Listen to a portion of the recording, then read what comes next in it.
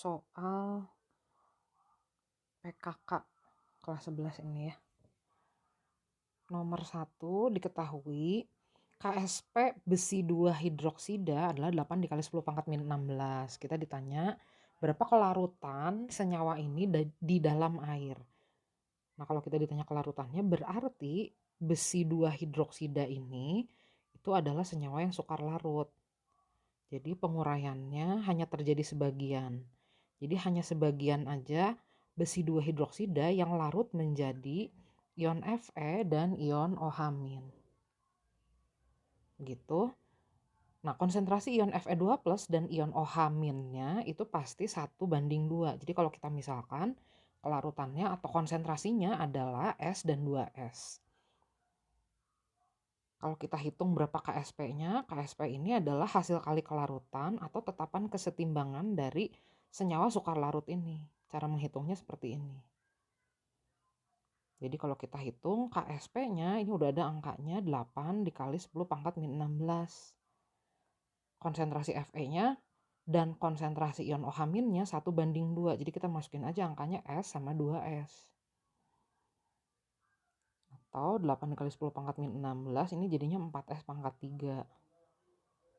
Kalau kita hitung jadi nilai S-nya adalah akar pangkat 3 dari 2 dikali 10 pangkat min 16. Biasanya sih dijadikan bentuk gini aja ya.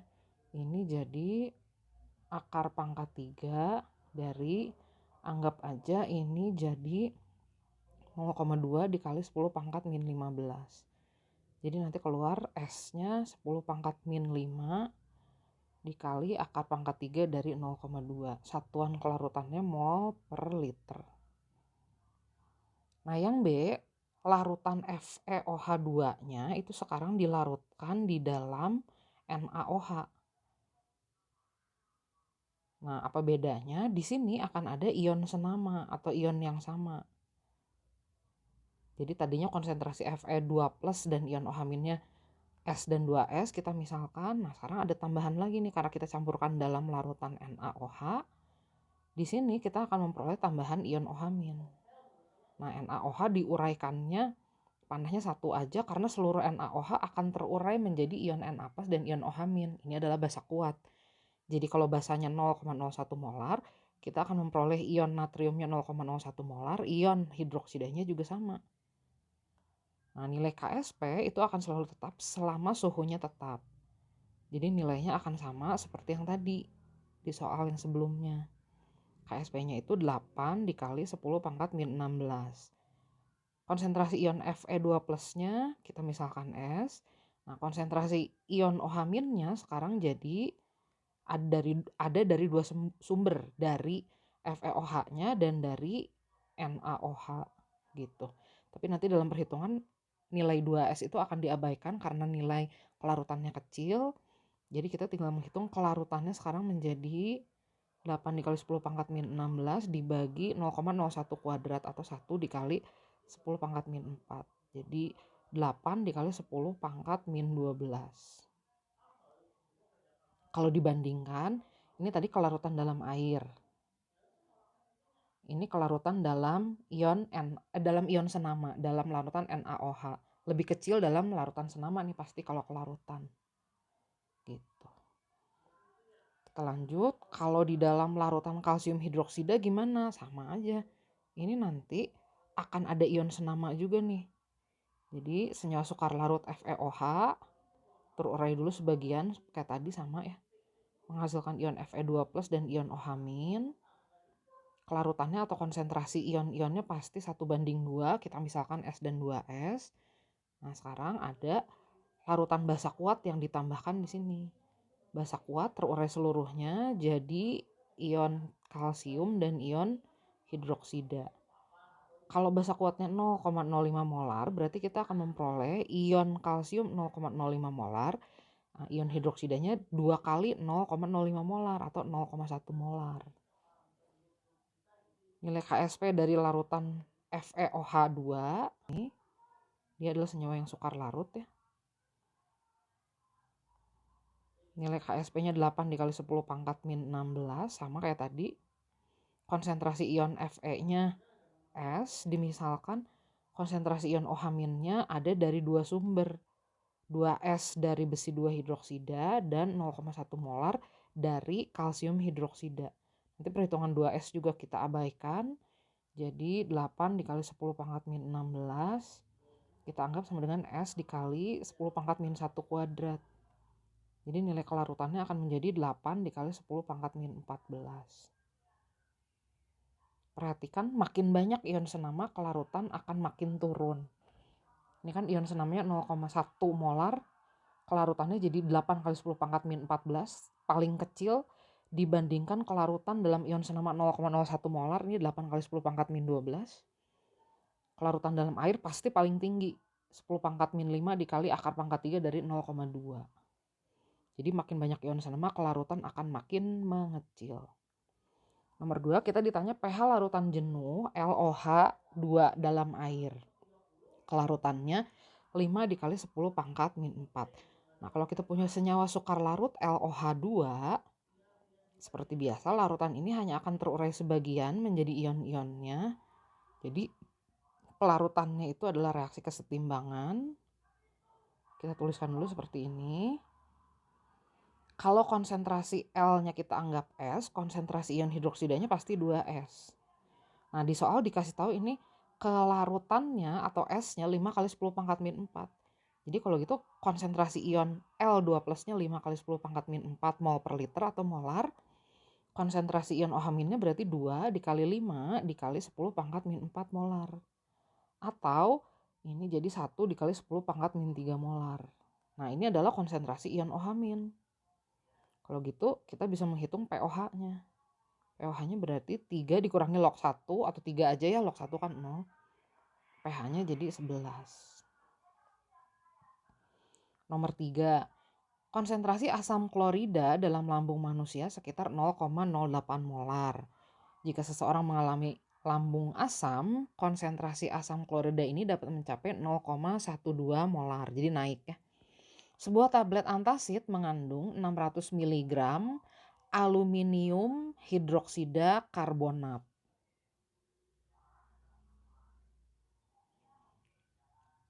Aluminium hidroksida karbonat. Ini agak aneh ya. Soalnya aluminium kan muatannya 3 plus, hidroksida 1 min. CO3-nya 2 min nih. Oke, lanjut aja dulu. Zat ini bereaksi dengan asam menurut reaksi yang ada di situ. Kebetulan reaksinya sudah setara. Oke, jika lambung mengandung 800 ml larutan asam klorida 0,12 molar, apakah konsentrasi asam klorida dalam lambung sudah mencapai normal ketika menelan 1 tablet antasid dengan air sebanyak 200 ml? Jelaskan jawabannya. Ini kalau dari persamaan, walaupun saya kurang setuju ini kenapa AlOH2CO3 ya. Al kan 3 plus ya. Lanjut aja dulu. Persamaannya seperti ini.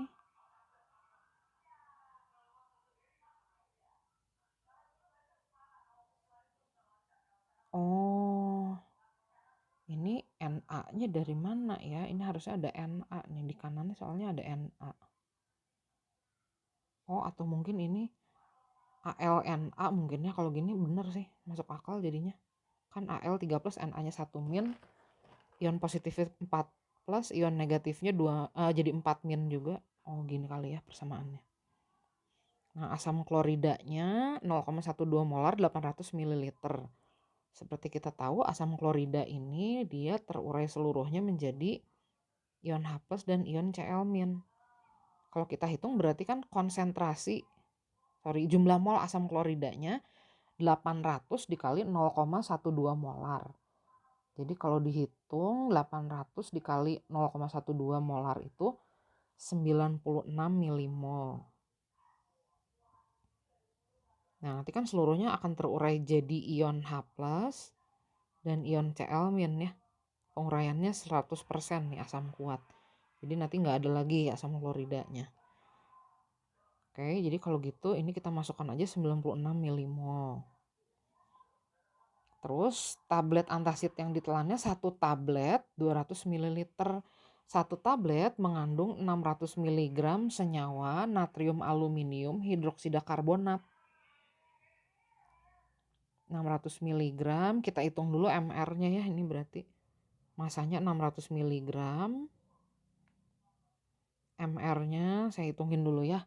AL27, ARNA23 ditambah 2 kali ARO 2 kali 16 ditambah 2 kali ARH 2 kali 1 ditambah ARC ditambah 3 kali ARO lagi.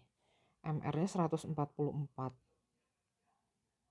Jadi kalau kita hitung jumlah molnya massa dibagi MR 600 dibagi 144 itu berarti 4,167 milimol. Volumenya tadi 200 ml. Jadi jumlah molnya udah ketahuan, volumenya juga ketahuan. Yang ditanya, setelah menelan 1 tablet antasid, apakah konsentrasi asam klorida sudah menjadi normal? Oh, ini kita anggap aja ya keadaan mula-mulanya, reaksi dan sisa. Nanti kita hitung sisa asam kloridanya gitu. Nah, ini kalau dihitung, jadi aluminium natrium hidroksida karbonatnya mula-mula 4,167 milimol. Diperoleh dari ini massa dibagi MR. Ion H plusnya 96 milimol.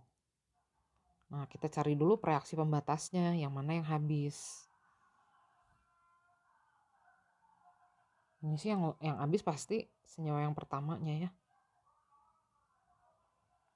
H plusnya nanti berkurang 4 kali 4,167 milimol.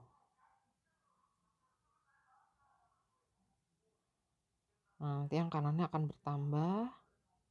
Ini sih nggak gitu penting ya. Tapi saya lengkapin aja.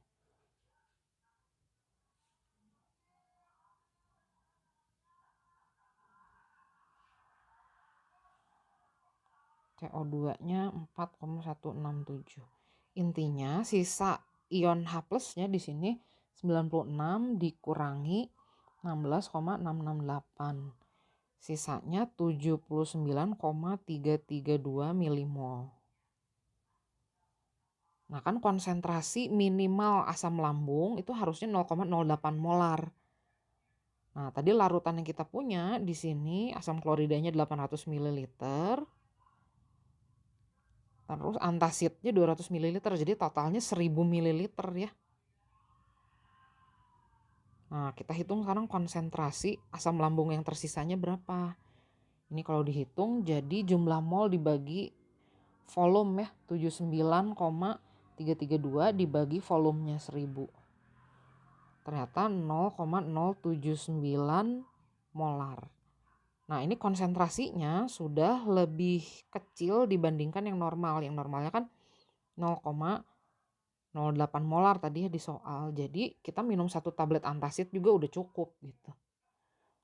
Konsentrasi asam kloridanya sudah mencapai normal, kurang lebih. Lanjut. 10 ml sampel cuka makan diencerkan dengan air hingga tepat 250 ml. Saya tuliskan dulu, ini adalah prosedur yang pertama, prosedur pengenceran. Dalam pengenceran kita bisa menghitung gini ya. Karena dalam pengenceran jumlah mol zat terlarut tidak berubah, jadi persamaannya seperti ini. Sampel cuka makannya itu 10 ml, konsentrasinya tidak tahu. Kita larutkan hingga tepat 250 ml. Molaritas akhirnya juga nggak tahu, tapi volume akhirnya 250 ml. Nah, kemudian setelah pengenceran dilakukan penetralan. Nah, penetralannya itu asam cuka, sampel yang tadi udah diencerkan, direaksikan dengan NaOH. Nah, kalau tepat bereaksi, saya nggak bilang tepat dinetralkan ya, karena ini agak susah kalau bilang ini akan jadi netral ya. Kalaupun dia jadi garam, garamnya akan tetap garam basah. Kita anggap aja ini reaksinya reaksi tepat bereaksi aja ya. Nah, kalau tepat bereaksi berarti hasil kali molar dikali volume dikali valensi asam itu akan sama dengan hasil kali molaritas volume, dan valensi basanya. Nah, asamnya kan tadi kita nggak tahu molaritasnya berapa. Yang dipakai untuk penetralan itu adalah 10 ml. Jadi volumenya 10. Valensi asam asetat 1, ion H-nya akan dilepas 1 per molekul. Kemudian NaOH-nya 0,2 molar, volumenya 15 ml. Valensinya NaOH 1, jumlah ion OH-nya 1. Jadi kita akan memperoleh konsentrasi asam cuka yang sudah diencerkan. Kalau dihitung jadi 0,3 molar. Nah, kemudian saya masukkan ke perhitungan pengenceran. Jadi M1 dikali 10 itu sama dengan M2 itu kan yang setelah diencerkan ya. Gitu. Nanti kita dapat konsentrasi asam cuka sebelum diencerkan. 0,3 kali 250 dibagi 10. Jadi 7,5 molar. Nah, kita ditanya berapa kadarnya. Kalau diketahui massa jenis cukanya 1 kg per liter, AR-nya diketahui, kalau kita hitung MrCH3COOH ini 60 nanti. Nah, kita konversi ke satuan persen. Ingat aja pakai ini. Cara konversi dari molar ke persen. Molaritasnya 7,5. Persentasenya ditanya, massa jenisnya 1. Dikali 10, MR-nya 60. Jadi kalau kita hitung nanti persentasenya itu adalah 7,5 kali 60, saya kali silang ya, dibagi 10. Jadi 45%. Gitu. Jadi ada 3 proses, ada pengenceran, ada penetralan, sama terakhir kita menghitung konversi dari satuan molar ke persen. Nomor 5 tentang larutan penyangga. Larutan penyangga ini katanya dibuat dengan mencampurkan asam fosfat dengan natrium hidroksida. Nah, asam fosfatnya di sini dianggap hanya melepaskan 1 ion H+ supaya ada pasangan asam basa konjugasi ya. Jadi nanti hasilnya Na, H2PO4 dan H2O. Persamaannya sudah setara. Asam fosfatnya 50 ml 1 molar. Kalau kita hitung jumlah molnya, mol itu kan jadinya molar dikali volume ya, dari persamaan molaritas. Asamnya jadi 50 milimol, basanya 50 dikali 0,5, ini kalau kita hitung jadi jumlah molnya sama molar kali volume, 50 kali 0,5, 25 milimol. Reaksi pembatasnya di sini basanya. Memang kan kalau akan membentuk buffer, yang tersisanya itu harus elektrolit lemahnya. Di sini asam lemahnya nih. Asam lemahnya sisa 25 milimol. Nah, apa yang terjadi dengan senyawa-senyawa yang tersisa ini? Yang pertama, asam lemah, penguraiannya kita abaikan. Jadi kita anggap aja kita punya asam H3PO4 25 milimol. Kemudian kan kita punya garam di sini, garam natrium dihidrogen fosfat. Nah, ini terurai seluruhnya jadi ion natrium dan ion dihidrogen fosfat. Jumlahnya 25 milimol, berarti kalau terurai ion Na-nya 25 milimol, ion dihidrogen fosfatnya juga sama. Nah, di sini ada pasangan asam basa konjugasi. Jadi di sini akan terbentuk larutan buffer asam. Cara menghitung konsentrasi ion H+-nya begini. Ka dikali jumlah mol asam yang tersisa dibagi jumlah mol basa konjugasinya. Ka-nya tadi diketahui 7,5 dikali 10 pangkat min 3. Kita masukkan ke sini.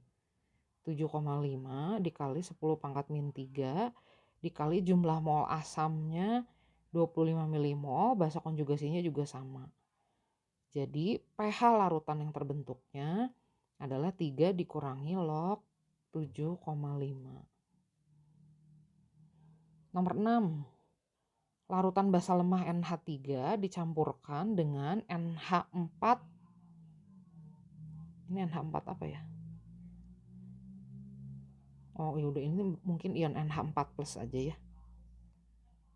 0,1 molar 500 ml.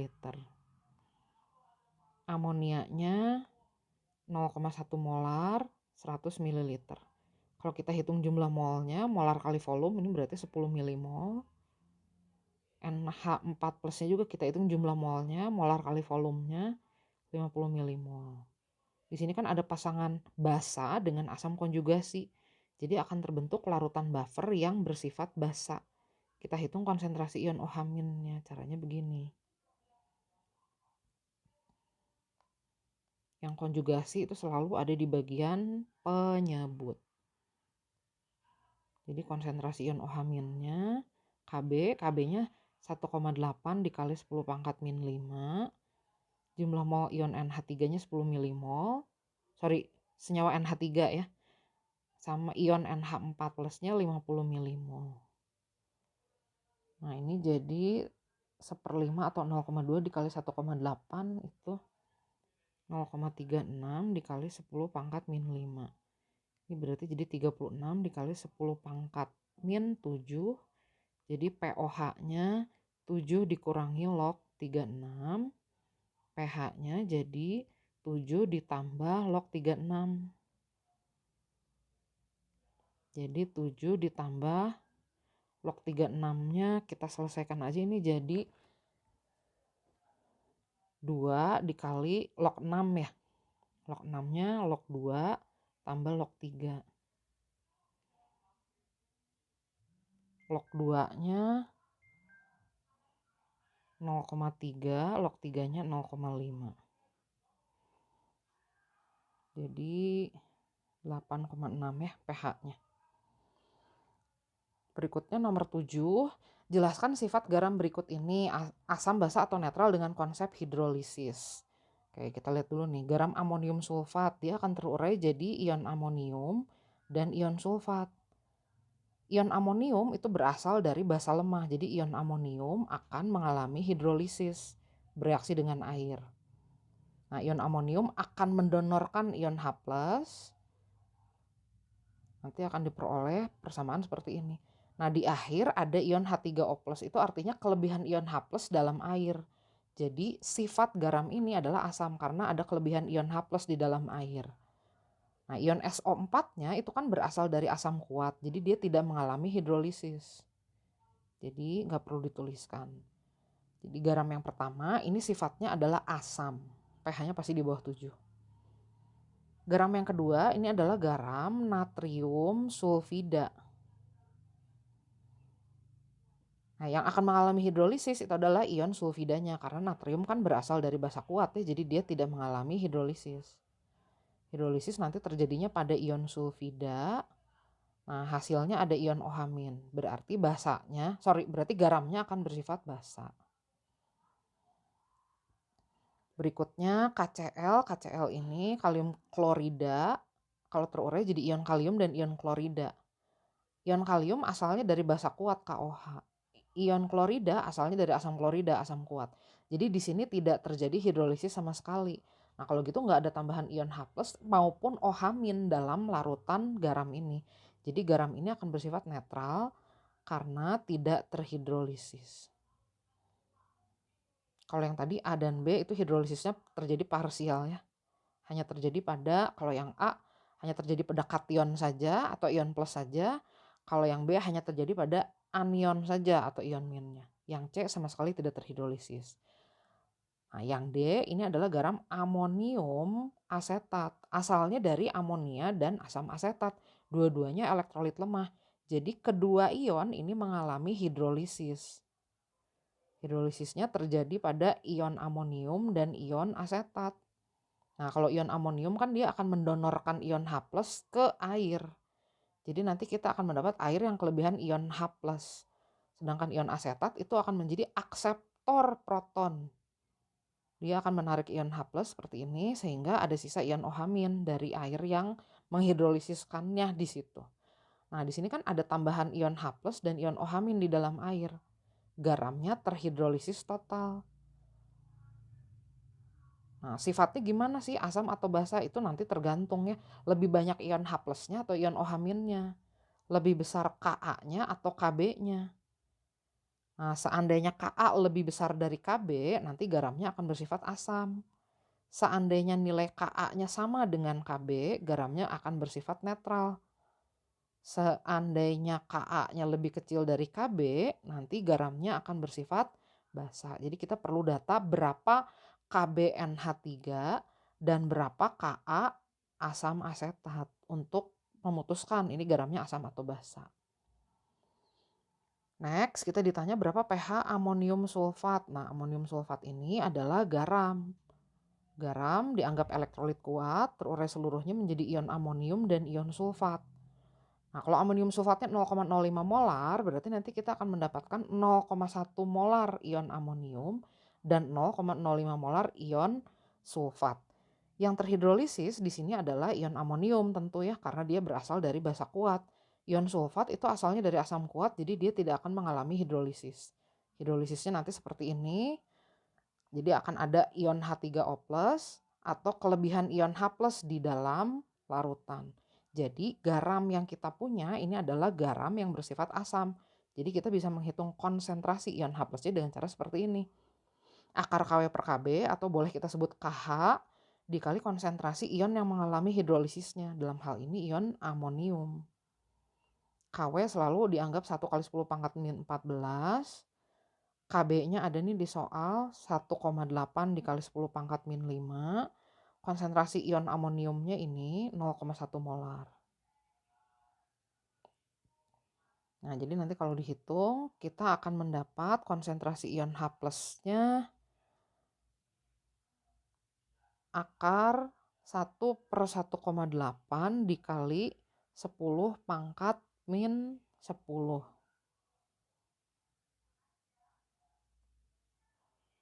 Jadi konsentrasi ion H+-nya nanti 10 pangkat min 5 akar 1/1,8. Jadi pH larutannya 5 dikurangi setengah log akar 1/1,8.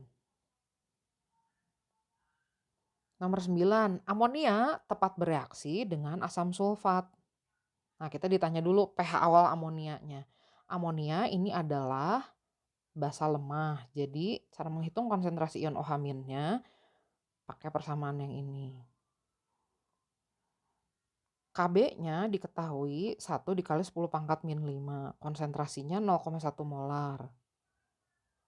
Nah, jadi kita dapat konsentrasi ion OH- 10 pangkat min 3 molar. Berarti POH-nya 3, pH-nya 11. Kemudian setelah ditambahkan asam sulfat, ini kan katanya tepat bereaksi ya. Nah, kita buat dulu aja reaksinya. Amonia ditambah asam sulfat. Nanti hasilnya jadi garam amonium sulfat. Persamaannya disetarakan dulu. Amonianya 30 ml 0,1 molar berarti 3 milimol. Asam sulfatnya 20 ml 0,15 molar. Ini kalau kita hitung 20 dikali 0,15, 3 milimol juga. Ini nggak tepat bereaksi ya jadinya. Soalnya kan asamnya 3 milimol, basanya 3 milimol. Asamnya 20 dikali 0,15. Nggak tepat bereaksi ini. Soalnya nanti kita akan memperoleh sisa nih di sini. Kok sisanya asam ya? Ini jadi aneh nih. Nah, kalau sisanya asam kuat nanti pH-nya pasti pH asam. Setelah ditambah asam sulfat, sisanya nanti asam sulfat 1,5 milimol. Asam sulfat ini asam kuat. Nah, volume totalnya nanti jadi 30 tambah 20 ml. 50 ml. Kita hitung aja dulu molaritas asam sulfatnya jadi N per V ya. Gini. Terus kalau kita hitung konsentrasi ion H+-nya, asam sulfat ini bervalensi 2, asam kuat. Jadi kalau konsentrasi ion H+-nya gini cara ngitungnya. Molaritas dikali valensi. Ini jadi 3/50. Berarti pH-nya min logaritma 3/50. Atau jadi log 50/3. Kalau diteruskan perhitungannya jadi log 5 tambah log 10 dikurangi log 3. 0,7 ditambah 1 dikurangi 0,5. Jadi pH akhirnya 1,2 ya kalau gini. Lanjut, tentukan pH larutan berikut asam asetat. Nah, ini adalah asam lemah. Konsentrasi ion H+-nya bisa kita hitung dengan cara begini. Ka-nya 10 pangkat min 5, konsentrasinya 0,1 molar. Jadi konsentrasi ion H+-nya 10 pangkat min 3 molar. pH-nya jadi 3. Berikutnya kalium hidroksida, ini adalah basa kuat bervalensi 1. Ion OH- 1 per molekul nih. Jadi konsentrasi ion OH- karena dia adalah basa kuat, cara hitungnya molar dikali valensi.